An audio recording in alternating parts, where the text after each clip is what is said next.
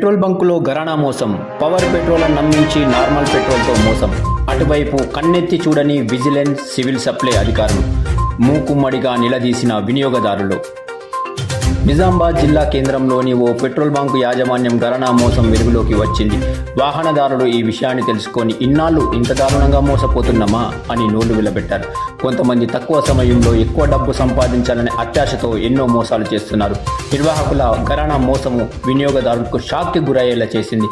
నగరంలోని ఓ వ్యక్తి మార్గమధ్యంలో తన వాహనంలో పెట్రోల్ పోసేందుకు వీక్లీ మార్కెట్ వెళ్లే దారిలో హెచ్పి పెట్రోల్ బంకు వెళ్లి వాహనంలో లీటర్ పవర్ పెట్రోల్ కొట్టమని డబ్బులు చెల్లించాడు. సదరు పెట్రోల్ బంక్ సిబ్బంది పవర్ పెట్రోల్ కాకుండా నార్మల్ పెట్రోల్ పోసి నమ్మించే ప్రయత్నం చేశాడు. కానీ వాహనదారుడు సిబ్బందిని నిలదీసి ప్రశ్నించగా పవర్ పెట్రోల్ పోసానంటూ బుకాయించాడు.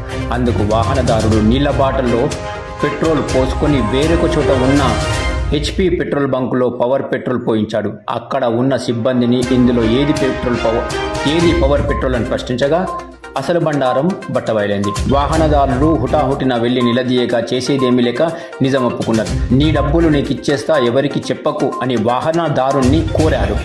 అప్పటికే అక్కడ చేరుకున్న వాహనదారులు పెట్రోల్ బంకు వద్ద ఘటనపై ఫైర్ అవుతున్నారు. బంకు యాజమాన్యం ఇదే పద్ధతిలో తమకు ఎప్పటి నుంచో మోసం చేస్తుందని అనుమానం వ్యక్తం చేశారు.